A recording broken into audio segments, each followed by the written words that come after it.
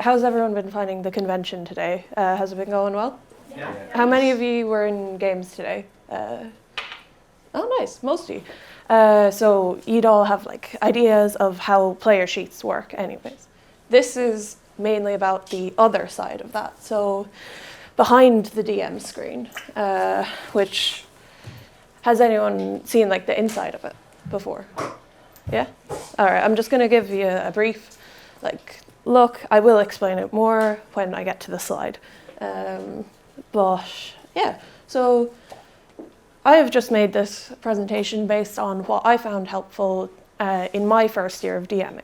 So I am a fairly new DM myself, and this is just kind of advice from other people and advice I would give to newer DMs. So, oh, that's kind of laggy, sorry, the Wi-Fi. But, so this is just what we're going to be going over today, really, really briefly. I'm not going to be able to give you a full explanation of everything, and I'm really sorry about that, but it's just, there is a lot. So we're just going to be going through it, basically an introduction to how to narrate a game. Then your role as a Dungeon Master. Session 0, leveling up, homebrew versus by the book, visualizing the world, building encounters, and preparing for your first session. I know that seems like a lot. It's a lot to chew off straight away. But, so how many people here would watch, say, Critical Role or anything like that? Podcasts? Yeah? What would you watch or listen to? Yeah.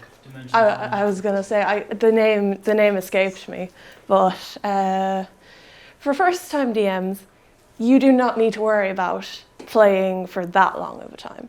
So for first-time DMs, I would personally suggest the D&D starter sets or the Essentials kit. So with the D&D Essentials kit, you basically get a free story. So The Dragon of Icespire Peak, it's just a short story, quick introduction kind of. You also get a basic rule books. Now, it doesn't give you everything, you're going to still have to look it up during sessions, but it also gives you very handy things such as initiative cards. These are very handy for keeping track. But yeah, you get a free DM screen with it as well. And inside, I'll show you. So it gives you the DCs, which is the difficulty challenge of different things that your players might ask for. So say one of your players say, I want to punch the window. They roll an attack against it, and you won't need to make up some number in your head. It will be here in front of you. It's just got basic things like the different conditions, so being blinded, charmed, paralyzed, unconscious, and stunned. Stuff like that. It's a handy little guide, but is not to be relied upon your entire time. Oh, I forgot to go through one-shots. Apologies. So one-shots. This is very good if you've already played as a player yourself. So you're kind of looking for something more personal, something slightly more creative than what you might find here. So say you have a few characters in mind, you have a little plot in your head, and you don't want to go with Falcon the Human Hunter, as an NPC. So one-shots, you need to break it up into small little parts. You need to have one main goal. And with one-shots, you need to be very clear and concise about your player's goal. That brings me on to your role as the DM. So, first rule, it is not you versus the players. D&D is a very cooperative game. If you are sitting there as the DM and you think, yes, I want to kill this person's character, and your player, I assume, has anyone had their character die on them yet as players? Yeah, it's not a great feeling. You've put so much time and effort, especially if you've made a playlist that's 14 hours a whole PowerPoint on your character's backstory, and then they just die to a dragon, which they weren't supposed to find. I am talking from personal experience. Rip that warlock. But you were just there to simply narrate the adventure. You're there to set up the terrains, build the mountains for them to climb, build the caves for them to dwell in. You do control the monsters during combat. However, this can be slightly more entertaining as long as you're not just thinking, kill, kill, kill. When I'm DMing, my main goal is annoy them, annoy your players. So with the conditions that you can find in these, you could say what happened to me when I was playing, actually today, I was fighting a beholder. Does anyone know what a beholder looks like? Yeah? You don't know? No. So it's this big monster with one big eye, but different tentacles with eyes on the end of it. And it can paralyze you. Now, I was playing a cleric who heals everyone around them. So I got caught in the beholder's eye and I was paralyzed for 10 rounds of combat, which is a very long time unless somebody helps me out with it. And then I got paralyzed again. It's frustrating, but it was fun to come up with problems to solve. That is your main point with DMing. You are creating a problem that they can solve. You don't want to make an unkillable character that they don't have fun fighting, but you need to make sure that you're also having fun playing yourself. So whether that means you role play as the characters, some people, they wouldn't be as comfortable doing different voices and different actions and just embodying characters. You don't have to do that. You don't need to make up a big fancy voice for every character you have. You can just, one tip is if you're pretending to be a noble, speak a lot slower and speak with the intention to seem smart. And think and mull over your words, chew them a bit. And it's fun to do, personally. So you've all played before. So who's the type to make up a voice for their character? Yeah. What voices would you do? Just kind of in a general sense. You don't have to do them in front of the group. Just would you be kind of more a gremlin, sort of or kind of more casual? Yeah. What would you do? Oh, sorry, my voice is cracking. What would you do? Sorry. Grant, thank you. But just accents from different places, Southerner from United States. Yes. Or part British, Spanish, stuff like that. Yeah, that's always great, especially in kind of a world where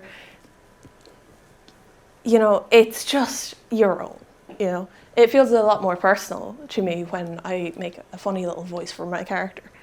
So your main goal is to help move this story along and not stay on one point too long, like I'm doing with this one PowerPoint slide. You need to keep it at a good pacing. However, this is also determined by the players. So this is where session 0 comes in.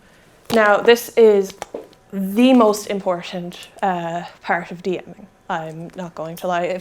If you take anything from this PowerPoint out with you today, take this slide, because it is just crucial. So you have to outline the group's expectations for the party. So kind of how long your campaign will be, how much work everyone is going to put into it, whether homebrew will be involved or not, because some people like homebrew, some people don't. They feel it's unbalanced. I am personally all for homebrew. I really enjoy it. Sorry, I forgot to ask this. Does everyone know what homebrew means? Grennan. But yeah. Also, boundaries. Boundaries with your players and you are very important. So say something, say someone has arachnophobia. You do not want to put them against a giant spider with thousands of little spiders crawling around them, because that could upset them a lot and just make them kind of shy away from D&D a bit.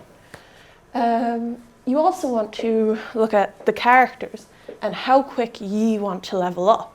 So, of course, with one-shots, if you want to go from, say, level 6 to 7, it's going to be quicker than a year-long campaign going from 6 to 7. There is two main parts of leveling up. So there's milestones and experience points. So experience points, they are constant, linear. You get them when you kill something. That is also a downside to it. If you want to play a campaign where, you want them to really soak in the atmosphere, soak in just everything about the world that you've created, I would not suggest XP. But milestones, you kind of earn a different type of XP by interacting with NPCs, uncovering new areas. You lay that out with your players. So the campaign I'm currently running, I have it that if they talk to an NPC for the first time, it's 50 experience, kind of. It's kind of vaguer and looser. It depends on, is the NPC plot relevant? Is it not? Every time they uncover a new part. So I'll just show you an example. I actually brought my my group's board today. So this is 1/16th of the map that I made for them. They discover a new one of these every 3 sessions or so. And doing so, oh God, I ripped it. That's fine. And in doing so, they earn themselves. It's a bit more rewarding when they do level up, because it's like, yes, we're in this new territory, we have a new story, we have a new plot to go to. The only problem is it may be hard to gauge at certain points. Do I give them XP for that? Do I give them XP for that? Now that is very communication based, and that needs to be outlined in session 1, or session 0, not 1, sorry.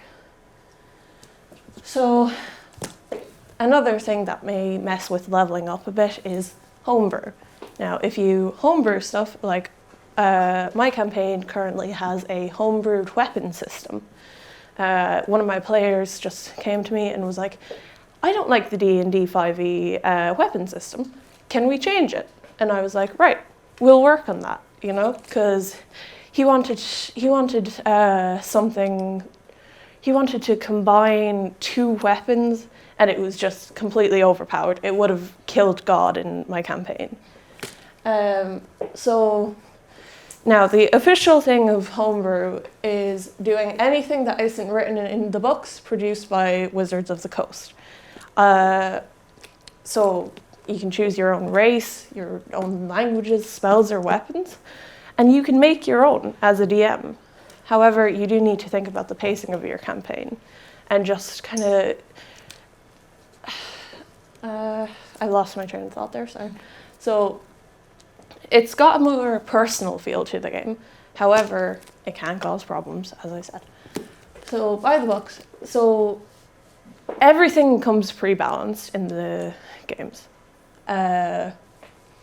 It's quite handy, but it can also feel a bit impersonal, especially for longer campaigns, which don't do on your first time. I tried doing a year-long campaign for my first time DMing. It was terrible. I didn't know any of the rules. You don't need to know all of the rules, but you also need to know what a player sheet looks like before you sit down to DM. My first time playing D&D was me trying to DM, and I was just learning with all of my players at the same time, and it was like, what does charisma mean? What do you use intelligence for? It was just, it was a bit of a mess. So with the world, when you're playing in your sessions, there are multiple different ways to display, oh, we're fighting this thing.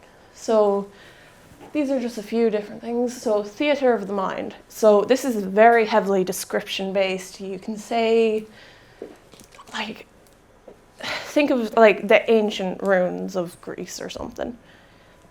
And you describe them, describe the pillars, describe the broken ground beneath you. Just, you make it clear in your mind, and then you play like that. It can be a bit frustrating though sometimes. So what I do is I use theater of the mind and grids, as I just showed you there. So what I do there is I'll show you the other side of this now. This is an apartment building that they visited. So what I did was I described what the apartment building looked like from the outside. And then so I'll show you in relative here. So they were traveling up along here and were like, oh, what's this place? And I didn't tell them straight away, it's an apartment complex. That's not what you want to do. You know what the world looks like in your mind. However, they don't. They're discovering things as they explore. And you want to leave that kind of sense of satisfaction of, oh yes, I found this thing and it's really cool. So you go into the apartment complex, and I didn't tell them that, but then I flipped this around, and now, of course, they couldn't see everything. There's rooms, and I wrote in items there and everything. I covered these off with pieces of paper. So I described the hallway that they walked into from the stairs here. So can anyone give me just a random description of a hallway? Anyone want to?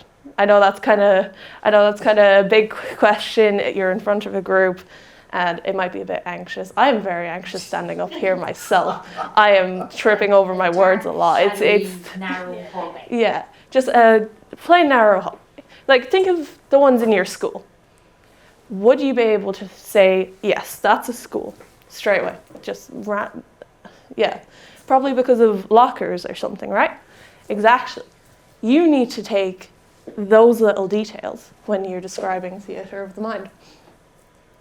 So how that can be handy to you is you want to have one of these. This is your DM notes. I have it sectioned off. This part, about 50-something pages thick, is for world building. And as you can see, I have a lot written in there. So I'll give you an example of why you need to be flexible with your world planning, actually. This was the first design of my city. I know it's kind of hard to see, but that has changed 32 times. And I have never shown my players this. They do not know that this was the original part. This was the starter town. You want to start simple. I just started with 2 taverns, some quirky name for an alley, an office, some stables, and apartments. That's what you'd be looking at yourself for a first-time DM, for your first city. However, then I was like, hey, what if I redid the middle of the city? And I was like, okay, I'm going to do that. So then I did a third city before I did the second city, because the players ended up in the third city before they were supposed to be in before they were supposed to be in it. They were supposed to go to city 1 to city 2 to city 3 to 4 and so on, and then they went from 1 to 3. They will always find the shortcuts. Even if you didn't plan them, even if you didn't think, hey, I might do, this could be a cool shortcut. No, I gave them a broken bridge that they couldn't physically get into, and then they did. they used a horse. So you need to be careful about horses in your games. They break the game for some reason. They stood on the horse, hopped over the fence because the rogue had something, some boots of spider climb. And next thing you know, they were on the bridge, and I was like, okay, the bridge is broken. There's no way you get across this. And next thing you know, someone had Misty Step, which I had completely forgotten. Oh yeah, pro tip, learn your players' character sheets. If you think, yes, this cannot be solved, they have a solution. Like Misty Step, any teleportation device, anything like that, they'll find something. So another example, which can be used very well as props, is maps. So this is just simply one from the D&D starter set. If you like, I know that they're selling a few downstairs by the donuts place. Oh wait, I'm holding that upside down, aren't I? Oh no, I wasn't. This is just a simple map. However, if you wanted, you could portray an NPC just that has a map, and it's like they have to talk to it. And hey, that's a bit of XP, that's a bit of fun for your players. So you can also personally make them quite easily. There is a lot of resources online if you want to hand draw it as well. Make it seem like a goblin made it in a hurry or something, trying to find a place for his sack of gold or something. So there's just a few. So these are just some sources online. There's websites called Incarnate or Dungeon Scrawl. Dungeon Scrawl is only on Google. It's kind of annoying, but. Can I just take a picture of that? Oh yeah, I do have a slide at the very end with loads of resources that if you want to take a picture. But yeah, this took me 5 minutes on Dungeon Scrawl. So as you can see, there's just a simple draw and erase thing here, and you can do just straight lines, squares. There's also hexagons. Not that I forgot which one's the 6-sided one. Don't judge me. Yeah.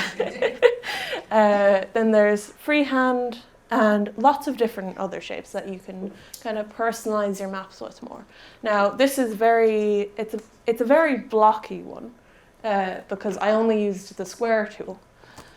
But there's different borders as well. So this with this border, I'd say it's probably a hidden room in a cave somewhere, or maybe an undercity or something. But then there's different ones. The blue one I actually used for a oceanside town for a one-shot, which went very badly. They got kidnapped by pirates. They weren't supposed to, but that's how it goes. Confetti. Yeah. So, building your world's encounters. These are difficult. I'm not going to lie to you. At first, when you're kind of figuring out how it works, you're either going to feel that they're too difficult for your players or way too easy. I gave my players a party of level 3. I gave them, I think it was 4 goblins and a few kobolds to fight against. So if anyone doesn't know what kobolds are, they're little red things, but if someone's close, so if a party member was close to one of the other goblins or kobolds, they got advantage, or maybe extra damage. I'm not entirely sure. But oh yeah, you will not be able to remember everything, by the way, about DMing. There's no way you do. So different sources online, like D&D Beyond online or Roll20, are your best friends. But yeah, so these are very handy online encounter builders. I have a few websites as well. I will be showing you like how that works and stuff. So, but for roleplay heavy parties, It can become very overwhelming very quickly to keep track of monsters, which one's goblin number 1, which one's goblin number 3. So, and if you want to think of dialogue as well, you may want to suggest to your players, after you say everyone roll initiative, which everyone loves, don't they? They're just your DM saying everyone roll initiative, and then it's just like, yes, let's fight. So I suggest taking maybe a 3 to 5 minute break before combat. Get your monsters numbered and in order, and then also it allows them to strategize. And that just makes it feel more personal and exciting. Oh, if you do this, I can do this. So, like, if you hold person and I hit them, it's an automatic crit.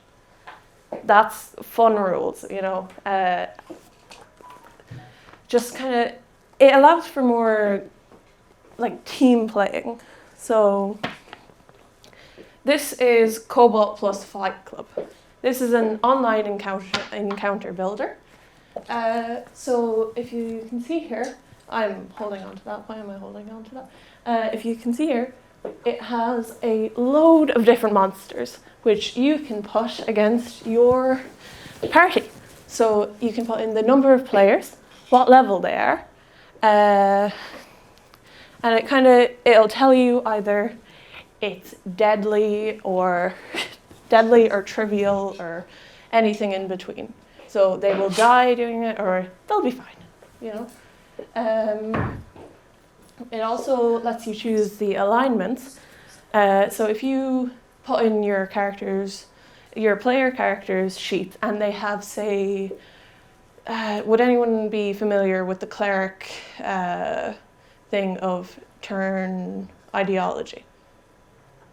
Yeah, it's in level up 5e, A5e.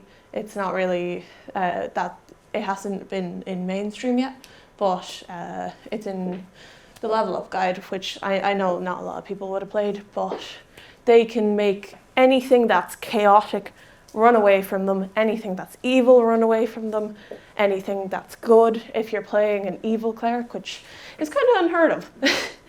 But that's just one very handy thing.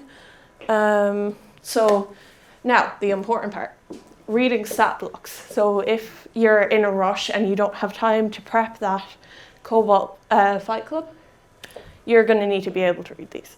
So main thing, it will always contain a picture of the monster, and also a written description, which you can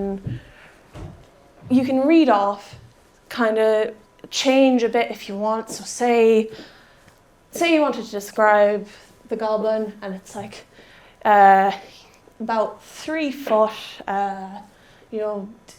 angry, just has a stance, defensive, and his club is dripping with blood or something dramatic. That's how D&D is, it's always dramatic. You can change it a bit as you please. You can say, yes, he has a sword, or different things. You can change it. This is very much interchangeable. However, these are probably your main focus. So it just shows you its armor class there, its average hit points, or if you want, you can roll for how much health it has. So 2d6. Does anyone have dice on them? Yeah, right. Can you roll 2d6 for me? Let's see how much health your goblins have. 6. 6. Nice, below average, but... Yeah. 3. 3. He's a squishy goblin, it's okay. But yeah. Then, you're all familiar with player stats, so these are just very handy for monsters. Just if you're rolling, say one of your players has something to charm them, and it's a charisma saving throw, they will have -1 to it. So it's just a quick little thing. It doesn't have all of the skills and stuff that the player's sheet would. So it's just this part without these. So it also shows you here if they are proficient in a skill. It doesn't have, oh yeah, you have, say, +2 to Dex, you have +2 to all of the Dex ones, which is kind of unnecessary. I actually prefer how this is laid out. I'd prefer if the player sheets were laid out like this. So it also shows you it has dark vision and passive perception. So passive perception won't come into it a lot. You will not be asking, what's your passive perception much? Unless one of your players has, say, something crazy. Like I was playing today and I had a 24 passive perception at level 12. And it was just, I didn't have to roll perception unless I wanted to. But yeah, so I was talking about challenge rating earlier. This circled part, that is your challenge rating. So the 1/4 means, so challenge rating, this is how it works. So a party of 4 will be able to beat a challenge rating level 1. The challenge rating is based on, yes, there's 4 people in the party. So say you have a challenge rating of 8. You'd want 4 adventurers, all level 8, to be able to beat it. This can get kind of confusing, but so that means 4 goblins and 4 level 1 parties, or sorry, not 4 level 1 parties, 4 players that are level 1 should be able to fight and have the players win. But yeah, of course, there's always going to be more difficult ones, like a lich. You know, that's CR 21, I think, 21 or 22. And I know that seems like, oh, how can a party of 4 have, like, that can only go to level 20? How can that, you know, how's that possible? The thing is, more people. More people makes it easier. But yeah, now this is one part that I always struggle at myself. So it's deciding when to ask for dice rolls in roleplay. So say you're in the middle of something and, you know, 2 characters are fighting and it's like, no, you know, or say you're talking in a tavern and it's like, I want to impress this guy, so I sing a song. It will come naturally like that. You'll just be like, right, what do you sing? And then what I personally like to do is I like to get them to describe what they do and then ask for the roll to see how the crowd reacts rather than how well they do. But if players prefer to say, I'd like to roll first and then describe what I do, because if they get a nat 1, it's going to be like they can't sing. Their voice cracks every 2 seconds. You know, it's all hoarse and crackly. And then if they get a nat 20, it'll be like, I sing beautifully. The angels in the heavens hear me themselves. But yeah, so when they say, I want to do this, so say, I want to get the gold that's behind the bar. Ask them, all right, how do you do that? And it's like, you need to ask for more specifics, and they will say something, and you'll just be like, grand. So say for example, they say, I want to get the gold that the tavern keep put behind the bar. And then you'd say, all right, how do you do it? And then they'll say, I want to jump over the bar, acrobatics check. Just kind of, you have to trust yourself a lot when DMing. You need to trust yourself that you will make mistakes. You're allowed to. You're a first-time DM. Nothing's going to be perfect. You don't need to put pressure on yourself to have absolutely everything right. So, especially with character voices, if you mess up a character voice or something and your play is correct, you say, oh, grand, thank you, and move on. Do not get caught up yourself on it. It's one player, it's one NPC out of a whole world that you're building. Chances are you won't see them again. But yeah. So that brings me to my point. preparing for DMing. Now, I am a very, very particular person. I like to prepare a lot. I like to prepare the maps. I like to prepare, actually, I'll show you here. So, I have the name of the city. I called it Baltimore, not knowing that's a real place. In Ireland and in America. Yeah, and it was just like, oh. And when I said it, the guys were like, wait, that's a real place, right? And I was like, oh God, is it actually? Now that was one of my first mistakes of this campaign. However, I made a list of people, so I'll just read it out. So, Bobby the Sentient Blob. He's a rat killer. He's the city's rat protection. Falcon the Jailed Ranger. The Underdogs, which is a gang of Grimlocks led by a kobold. Crater the Kobold, Dwayne, Dave and Daryl, the Grimlock trio. Francisco the Bartender. Francesca the Bartender. They're twins. Luxa the Office Manager. Soltol, Gorky and Rions. It helps to just have random names, by the way. Just random names. You don't need to give them like a job title or anything. Just if your players ask you, right, is there anyone here? And it's like, you didn't plan to have anyone there, but it kind of seems odd. So say they enter a tavern and it's like, right, who's in the tavern? If you say it's an empty tavern, it's kind of like, oh, that's kind of suspicious. Where's everyone gone? But if you want the players to enter the tavern, talk to someone, it usually helps to just have like Roberto there or something. You know, Roberto is just a name that I thought of there. Yeah. So definitely prepare to your comfort. I am not saying everyone has to make a list, make 17 different variants of your map.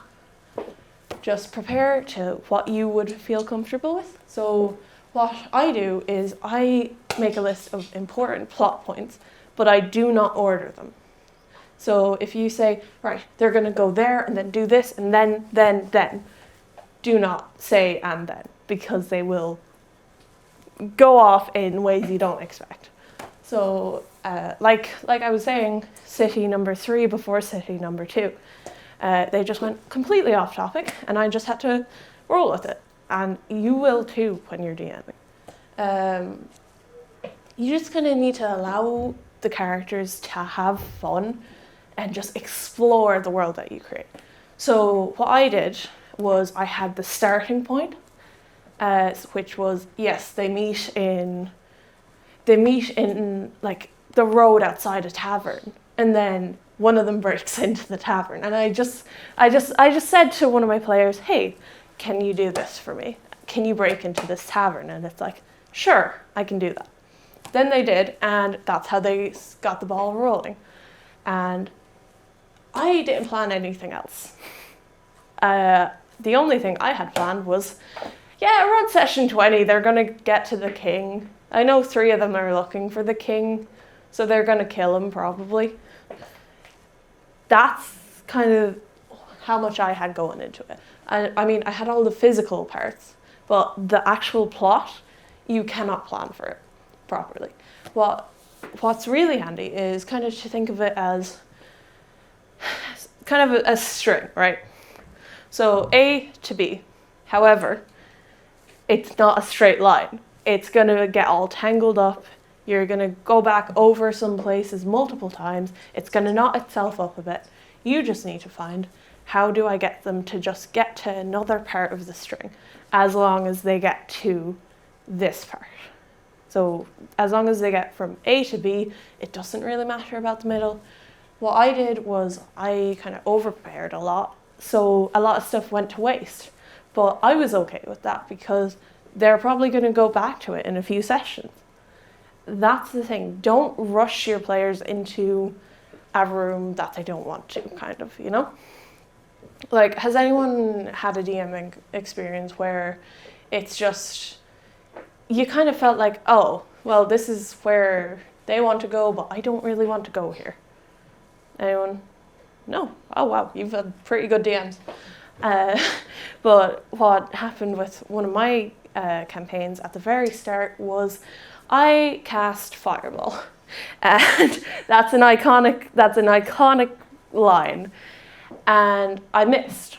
However, with Fireball you can aim it like away from you, but I rolled a nat 1, and my DM said, "All right, you go to cast Fireball there. However, you cast it on another player." And it was just like, that's not how that should work. Now, of course, if you think of Fireball as like a projectile and you throw it, yeah, I guess that could work, but that's not how it works in the rules. And then that player ended up dying to my Fireball because he didn't save the dexterity saving throw, and then it was just frustrating. And I left that campaign because even if your players get a nat 1, do not kind of use that as a sort of, don't use it as like, oh, everything's horrible. Yeah. Like, don't use it as like a reason to kill another player character. If you're not happy with someone at the table, you have to have that conversation with them. Do not just kick them off the table by killing them like that. It's just not fun for anyone. But yeah, another thing is location of where can I host this? So in person, you just need a table. So I run mine in my bedroom, actually, with a few of my friends. They just come over every week, and then they come upstairs. I have a table all set up, and it's all ready. Another place is youth clubs and dining rooms. Youth clubs are very handy, and like everyone in Galway here is kind of like, it's lucky to have this kind of place where it's like, yes, there's a whole club for it. In Tullamore, we don't have that. We have it with a few of the schools, but it's not the same. My secondary school has started a new one recently. I'm very involved with that, and it's very fun. But there's about 20-something players at one table, and there's too much. So online, there's websites such as Roll20 and Fantasy Grounds to provide services to hold games online. So they're kind of harder to explain, but you can upload a map and draw on the map, or add player tokens, which are just little pictures of D&D characters. You can upload your own, but there is a subscription service. I'm not sure how much of that is free. That's kind of where it can get frustrating.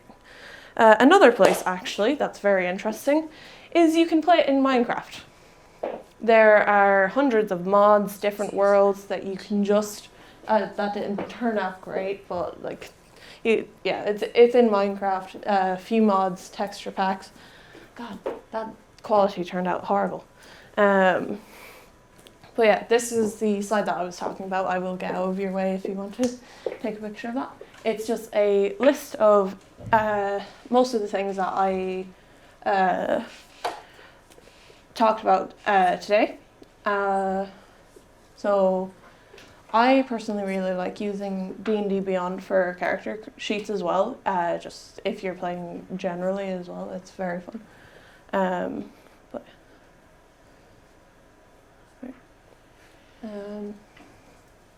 Owlbear Rodeo is another free map tool, very simple. Sorry? Owlbear Rodeo. Owlbear Rodeo. I've never heard of that one. Huh. I'm gonna write that down somewhere. I don't have a pen, actually. I will remember that. It's easy enough to remember. But yeah, so that's kind of everything that I can go through. Does anyone have any questions? I know that's kind of, yes? Yeah, an alternative for, if you have time to prep, and you love to prep, and if you don't have a lot of time, you can check out the Lazy DM.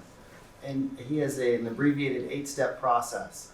But the first step is review the character sheets, like you said, because it's important to know what they have. But it breaks it down, and it makes it kind of manageable, and it's easy if it's new to you and you're not sure how to proceed, but it goes through the steps, and it's very simple. And but like having a list of names is critical, because it's hard to think of one on the spot. and kind of having your plot points, but the lazy DM, if you're interested. The lazy DM. Yeah. Yeah. And then Matthew Colville has a YouTube. I know the kids all love YouTube, but he has a Running the Game series, Matt Colville. Yeah, someone else told me about that. As Yeah, well. and that is brilliant. And he's been doing it a long time, but he just really makes it succinct and relevant if you're interested. And that's the Running the Game videos on YouTube. But actually, I forgot to mention, you talked about the names. The generators that they have on Dungeon Master's Vault, they have map generators, rumor generators, name generators, quest generators. I wonder, can I go on to actually There's there? tons of free maps Yeah. online. If you don't want to, you can always build your own, and that's a good skill to have. But if you want to just find a village, you can even just look in Pinterest and go D&D village. Yeah, And you true. get tons of villages, and then it's just, you can pick one you like. And then Alright. Dyson Logos has tons of maps, like a temple map or a abbey or whatever you're looking for. They'll have tons of free maps online. Dyson Logos. Alright, that's kind of being laggy because the Wi-Fi just isn't great here. I don't know, my laptop's just not connecting to it. Also, you can see all of my pinned websites are spells that I use in my Warlock campaign. Darkness, Eldritch Blast. Eldritch Blast is my favourite spell. Does anyone have a favourite spell here? No? Just me? Wish. Oh, Wish, yeah. Yeah. Mine was Vicious Mockery, but I'm not good at insults. Vicious Mockery, but backhanded compliments are the best. Like, my friend, he played the bard, and he just said, "Your hair looks really nice today." And he was like, and I use a Vicious Mockery with that, and I was just like, that's brilliant. That's brilliant. I'm stealing that. But yeah, I don't have my thing saved in here. This is embarrassing. But yeah. Oh God. Just log me in.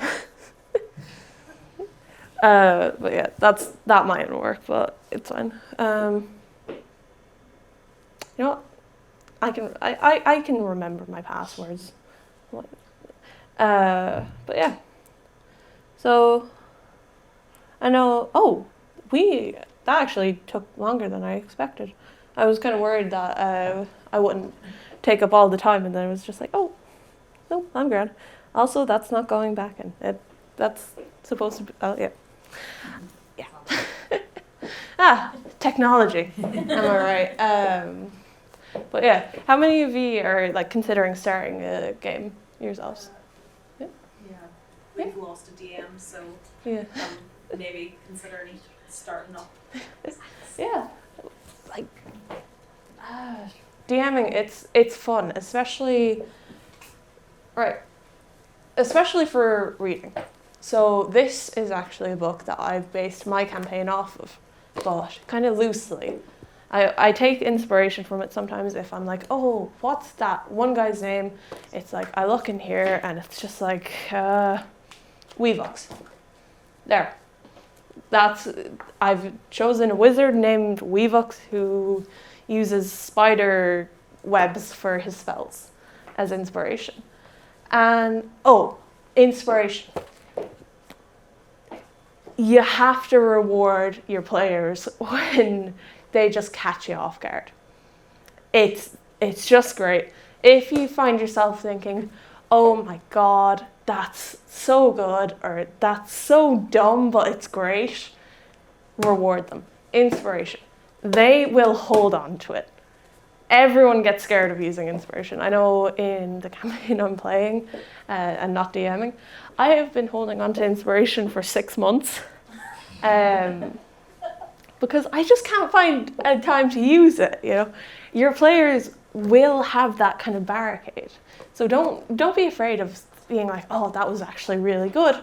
Here's inspiration. Because it cannot stack. You can only hold one inspiration at a time.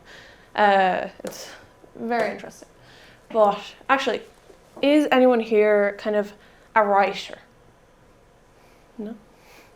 Yeah. I would definitely suggest, if you have written books in the fantasy kind of side of it, use them as settings. I wrote a novel in first year, and it has been my biggest source of inspiration for characters, for describing terrain, anything. So if you write in the fantasy genre or any other genre, actually, D&D does not have to be stuck to fantasy, by the way. If you want to play cowboys but D&D, you can. You do not limit yourself to that. So say you want to... What type of campaigns would you be interested in playing? Or running, sorry. I probably will stick to fantasy, but I know like cyberpunk is a big one. Yes, absolutely. Yeah. Not my cup of tea, but I Yeah. probably would stick to like the Yeah. It's all Witcher out would be there. a It's all out there. If you want it, it's out there. You Yeah. find it. Somebody will pay for it.